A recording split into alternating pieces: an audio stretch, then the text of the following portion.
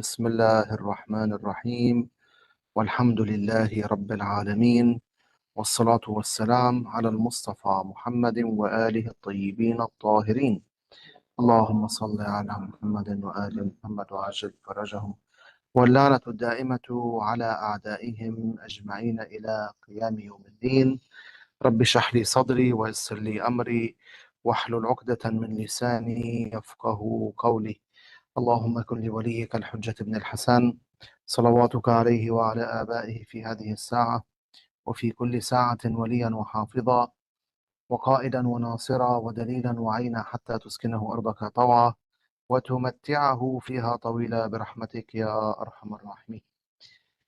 In our last lesson, we finished the narration of Imam Hussain alayhi salam, the one in which he speaks about the meaning of Allah Samad and how he and the narration in which he dissects the meaning of lam yalid wa lam yulad. The narration led us to the topic of justice because we were talking about Allah's knowledge, and we explained how when we say Allah subhanahu wa ta'ala knows what we will perform, what we will do before we actually do it, this does not imply that we are compelled to do whatever we do in ad-dunya. Why? Because Allah Ta'ala knows what we shall perform, what we shall do, based on the free will that He will give us.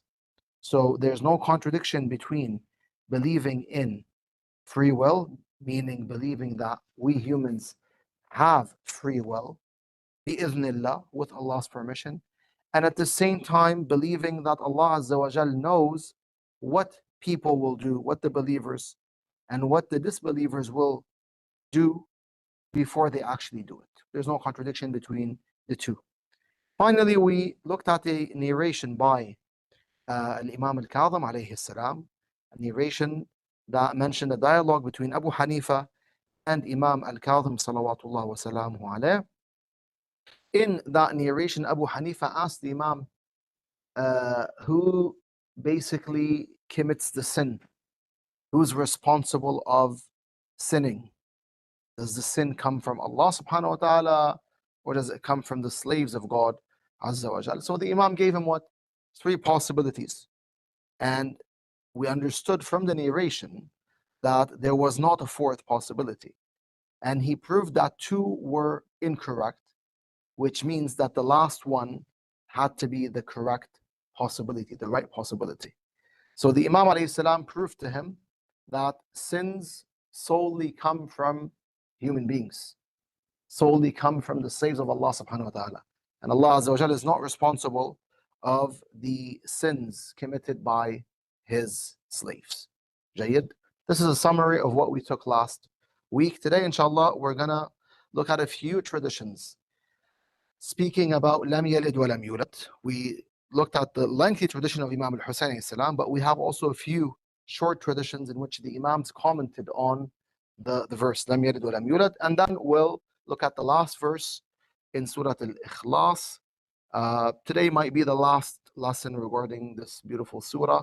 If it is, then inshallah in the upcoming lesson we will start with a new chapter, or we'll take lessons on particular verses in Al-Quran Al-Kareem.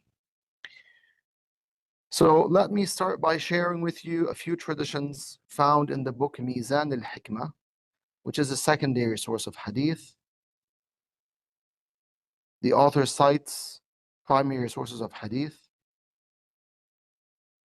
Mizan al-Hikmah is a beautiful book, very well organized. The author will mention a specific topic, and then we'll bring the Quranic verses and the narrations that speak about that topic. And in Mizan al-Hikmah, you will find Sunni traditions as well. So he doesn't mention Shia traditions. He does mention also some Sunni traditions, especially from the book known as Kanz al-Ummal. In all cases, we find the following narrations in Mizan al-Hikmah. Imam Ali alayhi salam is narrated to have said, لم يولد فيكون في العز مشاركا. وَلَمْ يَلِدْ فَيَكُونْ مَوْرُوثًا هَالِكًا. What do we realize here? We realize that the Imam alayhi salam recites the verse or part of the verse in Suratul Ikhlas, لَمْ يَلِدْ وَلَمْ يُولَدْ, and then he mentions a result. A result of what? A result or an outcome or a consequence, use any word you want. A result of what the chapter is mentioning and what would have taken place if Allah subhanahu wa ta'ala did originate from something or something originated from him, meaning something came out of Allah subhanahu wa ta'ala. So he says, لم يولد فيكون في العز مشاركة, meaning Allah subhanahu wa ta'ala does not have a parent. Allah did not originate from anything. And because he did not originate from anything, he has no sharik, no partner in his izz, meaning he does not have a partner who shares Allah's strength, subhanahu wa ta'ala. So here, Imam Ali alayhi salam is telling us, if someone believes that God has a father, or has a parent, or originated from something, then he has to believe that obviously God's parent, or whatever he originated from, should possess what? The same power, same strength. صح? If not, say that, if not more power than Allah subhanahu wa ta'ala. But when you possess the same power as God, or you possess more power than God, then God is not really God, right? God is not really God. We've mentioned before that if someone has a good understanding of who God is, he'll understand that there can only be one God, not more.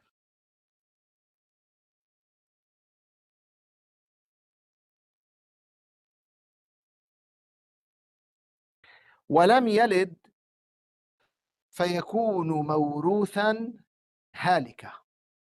He says that Allah subhanahu wa ta'ala does not have a child. Nothing comes out of him, Azza wa Jal.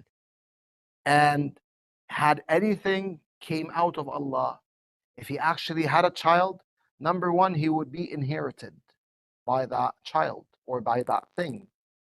Mawruthan. Which makes sense if you think about it. Well, if something is coming out of Allah subhanahu wa ta'ala, then it should have what? It should have the traits of God subhanahu wa ta'ala.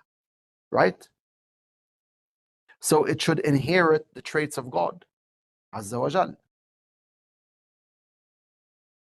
And that thing would not only inherit God, but on top of that, God would be halik, meaning he would be a being that dies, a being that perishes. So here Imam Ali alayhi salam is telling us that if someone believes that Allah subhanahu wa ta'ala, that God has a son or a daughter or something comes out of God subhanahu wa ta'ala, that person is basically implying that God can die, God can perish.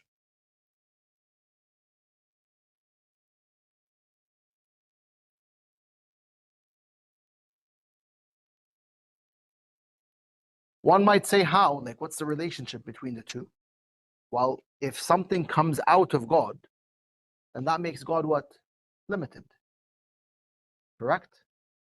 And if he's limited, subhanahu wa ta'ala, then he cannot be the necessary being. The necessary being cannot have any limits. If he's limited, he's not the necessary being. And if he's not the necessary being, then at any point he can perish. At any point he can die. So again, in case the idea is not clear, if someone believes that something comes out of God, for example, he has a child, the same way we have children, then he's technically saying Allah Ta'ala is what? Is mahdud, is limited. When you say he's limited, then he's no longer God. He's no longer the necessary being. And if he's not the necessary being, what does that make him? It makes him a possible being. If he's a possible being, it means he can perish. he can die.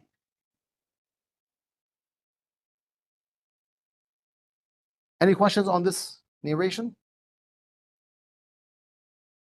No questions? No?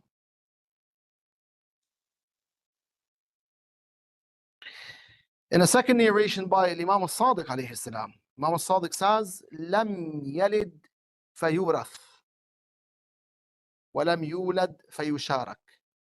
So his statement here is similar to Imam Ali's statement, alayhi salam, but a little bit different as well. So he says, لم يلد, Allah Ta'ala does not have a child. Nothing came out of him. Had that been the case, he would be inherited. His child would inherit him. Right? Now, think about this. Allah Azza wa Jal is what? Is immortal. Correct? Immortal in what sense? In the sense that he'll never die. Right? Perhaps the word is not the best word to use to describe Allah Azza wa Jal, but I'm just using it to make us understand that Allah Azza wa Jal never dies and can never die. Hayyun la yamut. He is the all-living that does not die. Beautiful. When someone says that God has a child, for example, with all due respect to the Christians, when they say, for example, Isa alayhi salam is the son of God, then technically Isa should be what? Should be immortal as well, right? He should be a being that does not die. But they also believe that Isa was crucified and killed, alayhi salam. So how does that work? How can God be killed? Yes. When you book the one that said that you're saying that God is limited because he can't create himself in a limited Mm-hmm. Yeah. So here that person is not understanding the difference between saying that Allah Ta'ala cannot perform a particular thing and saying that a particular thing cannot even exist because of itself, meaning that thing that we're thinking about, that idea that we're thinking about is self-contradicting. It cannot come into existence, hence it will not be done by Allah subhanahu wa ta'ala. Yes. Further? So let me explain with a hadith, with a narration. Once Imam Ali alayhi salam was asked, can Allah subhanahu wa ta'ala place the whole world inside an egg without changing the size of the egg and without changing the size of the world? Now, this question was posed to multiple imams, and each imam obviously gave a correct answer. There's a beautiful story pertaining to Hisham ibn al-Hakam, rahmatullah alayh, when he asked Imam al-Sadiq alayhi salam this question. Jayyid. So, nonetheless, what did Imam Ali say? Imam Ali said the following. He said, Salamullahi alayhi, ما سألت إن الله لا يوصف بعجز إن الله لا يوصف بعجز وما سألته لا يكون. He said, one cannot say that Allah Ta'ala is weak, meaning you cannot attribute weakness to God. Allah Ta'ala is all-powerful. He's able to do anything. But whatever you asked cannot happen. Whatever you asked me about cannot take place. The person was saying, can God place the whole world inside an egg without changing the size of the world and without changing the size of the egg? That in itself is what is impossible. It cannot happen, right? Imam Ali said, لا يكون, it cannot take place, meaning you cannot physically place the whole world inside the egg without changing the size of the world and the size of the egg. You can't. The idea itself is self-contradicting. واضح? It cannot happen. So the Imam said, لا يكون, whatever you ask me about cannot take place. But the problem does not lie in Allah Ta'ala for us to say Allah cannot do it. Allah Ta'ala is weak. No, no, no. The problem lies in the idea itself. So would then the person be correct in saying that Allah is bound by logic? That logic dictates what Allah can or cannot do? The question is a bit tricky. Logic is our dalil, it's our guide, which leads us to Allah subhanahu wa ta'ala and helps us understand Allah by understanding the verses in the Quran or the narrations of Ahlul Bayt that speak about God. Now, this logic has been created by who? By God. So Allah Azza wa Jal created the intellect and placed what I like to call statements in the intellect. Call them principles, no problem. Logical principles, logical statements inside of our intellects. These statements are what we call common sense. Any human being has these statements or these principles inside of his system, right? Allah Ta'ala created logic and placed these, whatever I call statements or principles, inside the intellect. Through logic, Allah Ta'ala wants to tell you who He is. All right? So, one might say that, logic determines what God can do or not do, but the statement does not imply that logic chains Allah subhanahu wa ta'ala or limits God. No. It implies that through logic we're able to understand Allah Azza wa Jal because He's the one who created it. So Allah makes it an internal guide existing within the human being to help him understand who God is or who is God. Does that make sense? واضح? So again, when we say Allah subhanahu wa ta'ala will not perform certain actions because these actions are self-contradicting, the deficiency does not lie in God. It lies in the action itself. It's like when someone tells me, can God create a second God? The answer is what? Yes or no? What do you think?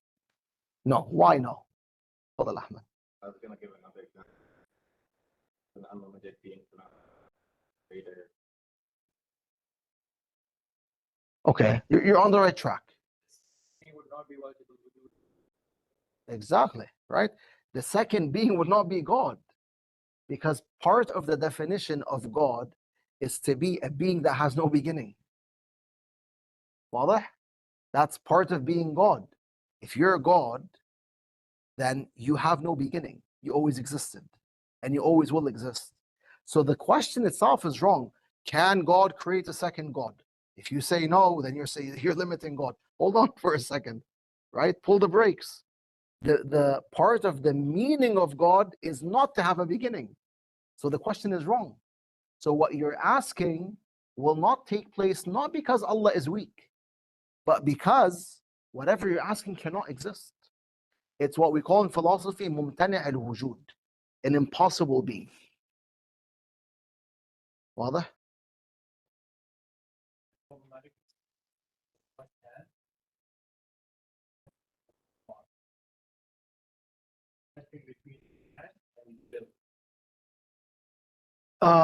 It's problematic to say he can, for example, create a second God, but will not create the second God because that implies that the second God can exist. But in reality, the second God cannot exist. It's impossible to have two gods. And it's impossible to have a created God. It's like saying I exist and not exist at the same time. At the same time. Same place, same world. I can exist somewhere and not exist somewhere else. Sure, at the same time. But to exist and not exist at the same place, same time, and same world, that's impossible.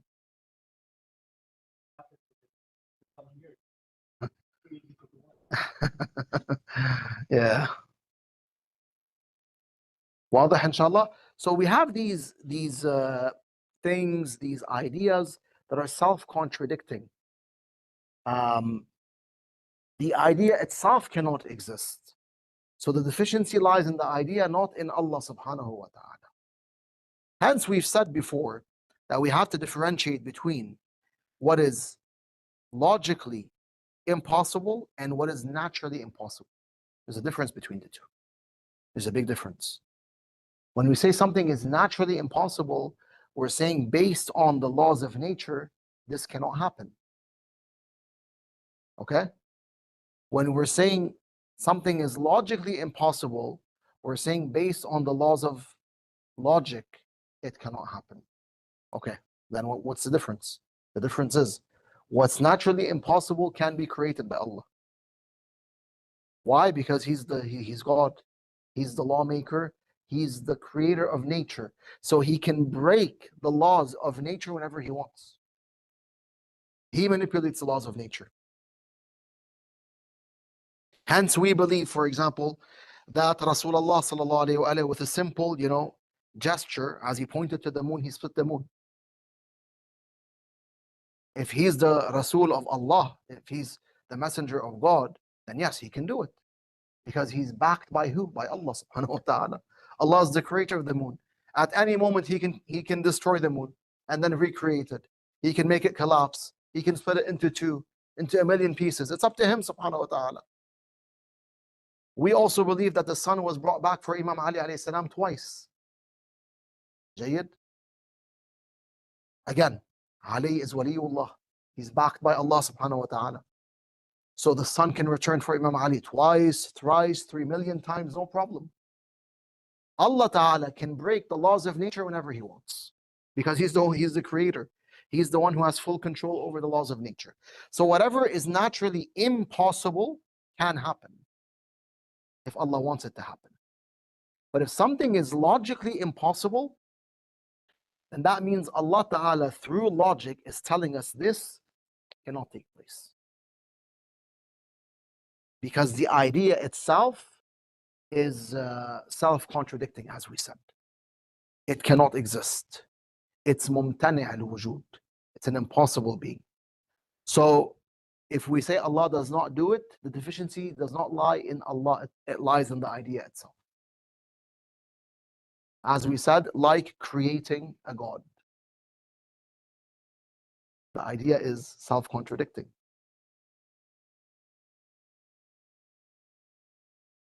Or like me or you existing at the same time, in the same place, in the same world.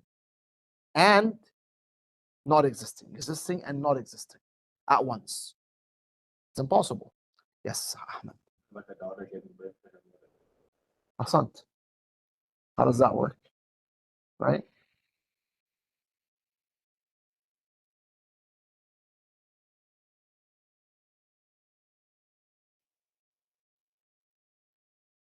طيب. Imam al-Sadiq says عليه السلام لم يلد فيورث. Allah did not give birth to anyone. Nothing came out of him. Had that been the case, he would be inherited. وَلَمْ يُولَدْ فَيُشَارَكْ.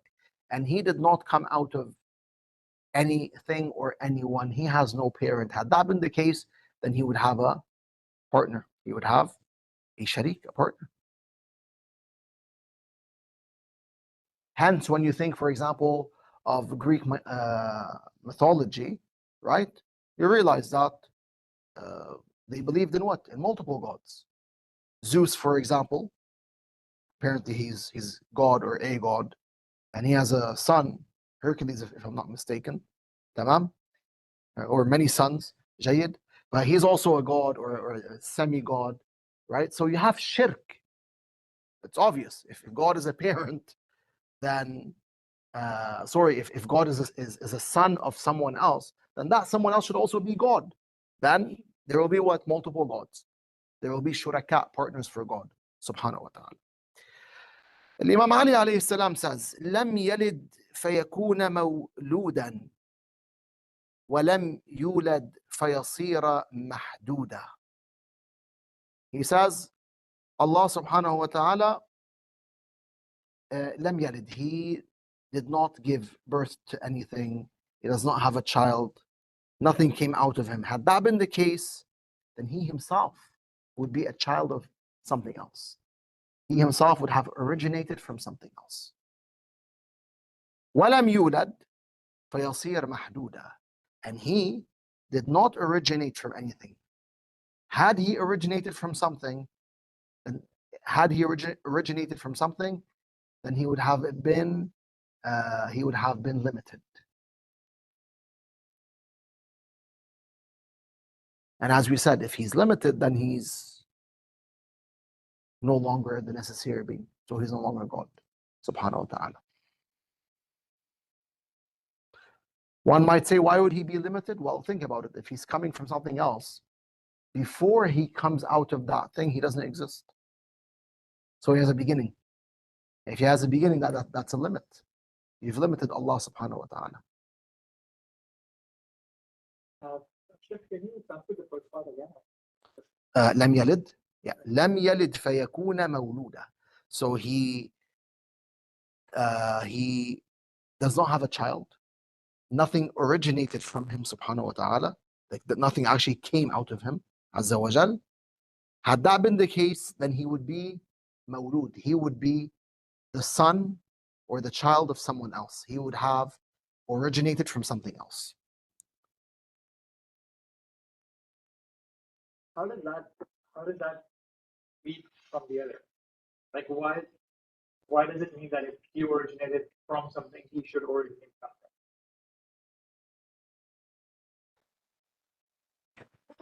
You're talking about the first segment of Imam Ali's hadith, alayhi salam? If I understand correctly, you said had he originated from something, No. he would have originated. No. How does one lead to the other? How does one lead to the other? Jade, good question.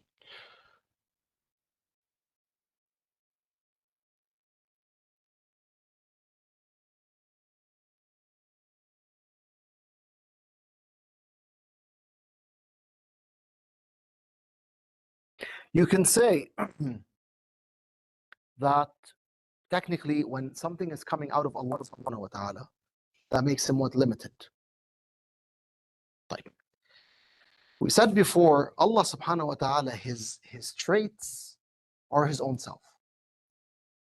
So if Allah azza wa jal has one deficiency, has a drop of incompletion, that makes him absolutely incomplete. So if Allah azza wa jal has, yarhamkumullah, if Allah ta'ala is limited from one perspective, from one angle, that makes him absolutely limited. It makes him basically limited from all angles. Makes sense? Because his traits are what his own his traits are his own essence. As a result, what will that mean? It will mean that he did not always exist. When we're saying that he has limits from all perspectives, one of those perspectives would be when did he come into existence? He will have a beginning and he will have an end. If he has a beginning, then he has to do what? He has to come from something else. I think maybe I didn't understand you, or maybe I wasn't able to transfer my question. Yes. Just the first line, lam yalid fayakun mawluda. He did not, had he originated from something, something would have originated from him. How does had he originated from something lead to something would have originated from him? لا نحن we said the opposite. We said if he gave birth to something, yani if something came out of Allah, then he technically would have to come out from something else. I'm talking about his limit, right? Walam yulad fayasir mahmud. Yes. I'm talking about the first part. Yeah. You're confused? Okay. Let's repeat the hadith. Ahmad, do you have a comment? Yeah. Look at nature. Everything that is birth or has been given birth to is able to give birth and has been birthed. Anything that has not been birthed can also not birth anything else in nature. So I think that example could also technically be applied to Allah. Latif. Yes, sister. Look at it through a guise of like an alternate story. The story didn't exist before, but it's in the author didn't exist. The story did not exist before, but it doesn't mean what?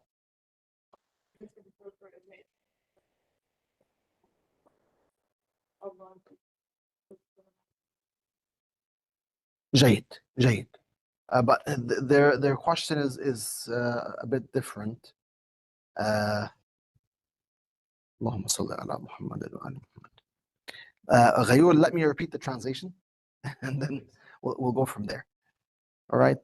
So the hadith says, Lam yalid. Lam yalid means nothing came out of Allah, right? He doesn't have a child and nothing came out of him. The reason I'm giving different translations is because, as we said, when we read Lam yalid wa lam yulad, the first interpretation that comes to mind is that Allah Ta'ala has no child and has no parent. That's a very basic interpretation. Imam al-Husayn's interpretation is much deeper, salamullah alayh. He said, Lam yalid wa lam yulad means or indicates that Allah subhanahu wa ta'ala does not originate from anything, doesn't come out of anything, and nothing comes out of him subhanahu wa ta'ala. واضح? If we say that we originated from Allah, then the only way to accept that statement would be to understand it in the following way. We were created by God. Allah made us. He was our origin in the sense that He's our creator, but not in the sense that we came out of Him. We literally or physically came out of God. That doesn't happen.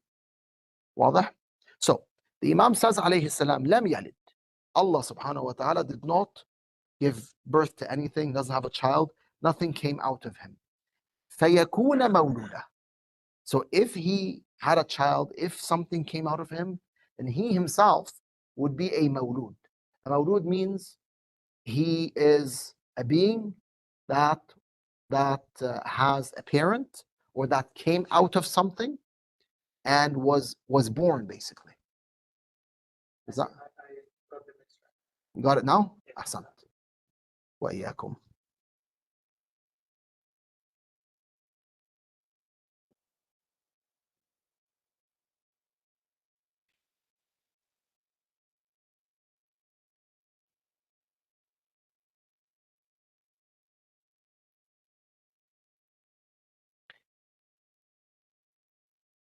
So the explanation I gave, طبعا, here we have a hadith by Imam Ali alayhi salam.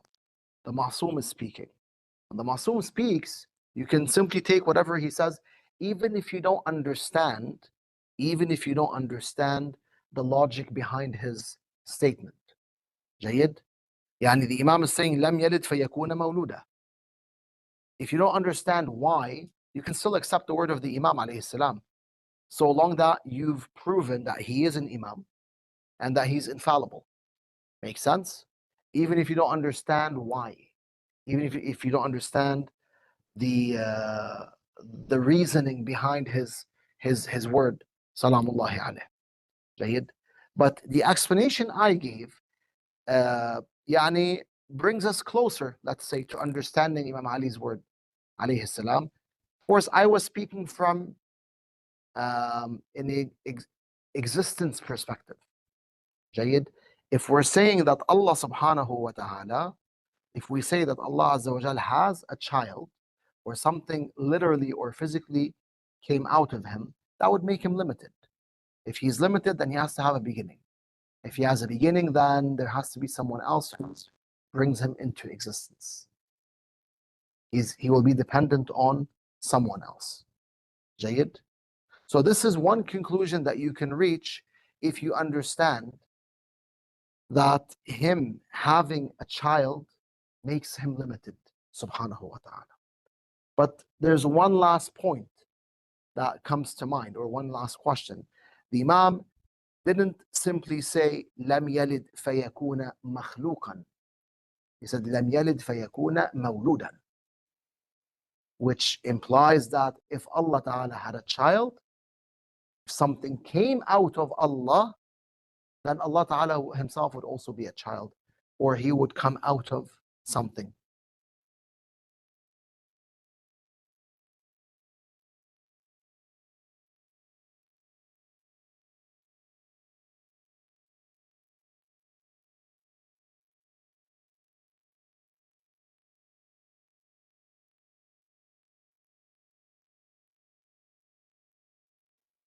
Then he says, وَلَمْ يُولَدْ فَيَصِيرَ مَحْدُودًا.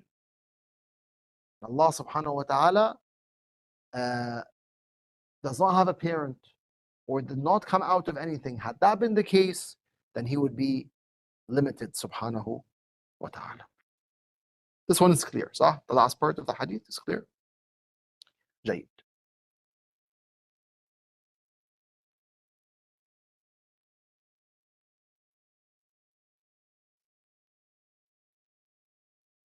See how much time we have left.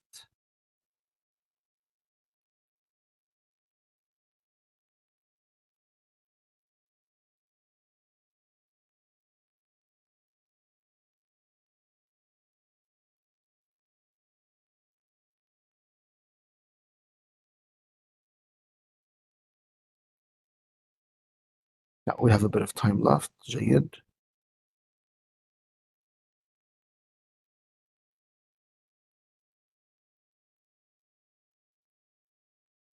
Let's look at one last narration before we go into the last verse, if we have enough time for that verse today.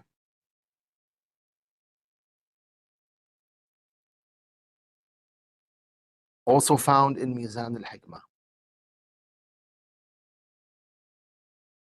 Imam Sadiq alayhi salam says, لم يلد لأن الولد يشبه أباه. So Allah Ta'ala does not have a child. Allah Azza wa Jal, nothing came out of him or comes out of him. Why? Because the child resembles his father. So when you have a child, your child will resemble you. Not necessarily in his physical appearance, although in many cases the child does resemble the parent in his or her physical appearance. But if that's not found, then you will find other forms of resemblance existing between the child and the parent. Technically, the child is a product of the parent. So there will be what? An amount of resemblance between the two. But Allah Ta'ala has no likes. Subhanahu wa Ta'ala. So it's as if the Imam is telling us, if you understand that Allah Ta'ala has no likes, then you will know He cannot have children. وَلَمْ يُولَدْ فَيُشْبِهْ مَنْ كَانَ قَبْلَهُ. Again, the Imam uses the issue of shabah, meaning having a match or having a like. He says Allah Ta'ala does not have a parent or did not originate from something else, did not come out of something else. Because had that been the case, He would resemble whoever preceded Him. So we fall into what? The same issue, the same problem. That Allah subhanahu wa ta'ala has what? Has a shabah, has a like. There's something or someone that resembles Him. Azza wa Jal. So the Imam is telling us here, salamullah alayhi, if you understand that Allah has absolutely no likes, لَيْسَ كَمِثْلِهِ شَيْءٍ, then you understand that He is, as He said in Suratul Ikhlas, لَمْ يَلِدْ وَلَمْ يُولَدْ. He has no children and no parents. Then He said, وَلَمْ يَكُنْ لَهُ مِنْ خَلْقِهِ كُفُوًا أَحَدٍ. Meaning, none of His creations were a match for Allah subhanahu wa ta'ala, or a match of Allah azza wa jal. None of His creations are similar to Him. تعالى عن صفة من سواه علوا كبيرا. The Imam says that Allah subhanahu wa ta'ala is very different, extremely different than His creations. There's a big difference between the Creator and the creations.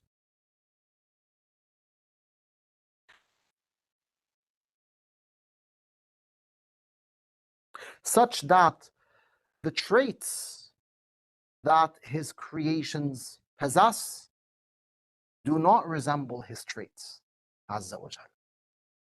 There's a big difference, a huge difference between the traits of Allah and our traits.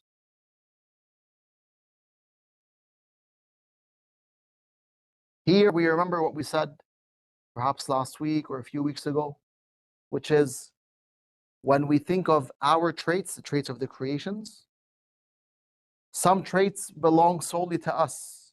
You cannot attribute these traits to Allah. Like what? Like having a beginning, having a child, having a parent, being weak, being ignorant. You can't even link those to God Azza wa Jal. Then again, there are some traits that you can link to the Creator and the creation, like mercy. Allah is the All Merciful, and I can be merciful. Kindness. Allah is the source of kindness, Azza wa Jal. He is kind. He is wadud, loving. But I can also be kind. I can be loving. Sahih? Allah is Akram al-Akrameen, the most generous. And I can be generous. Even then, there's a big difference, a huge difference between His mercy and mine, His generosity and mine, so on and so forth. Such that you really can't compare the generosity of the creation to the generosity of the Creator, or the mercy of the creation to the mercy of the Creator. You can't compare the two. Yeah. Yeah. Say that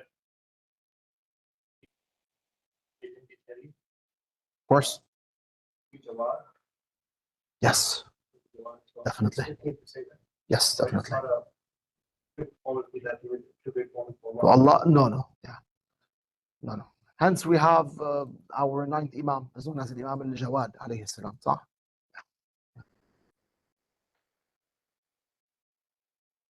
Okay. I thought we'll have enough time to shed light on the fourth verse, but I guess we'll leave it for the next lesson. Walhamdulillahi Rabbil Alameen. وصلى الله على المصطفى محمد وآله الطاهرين.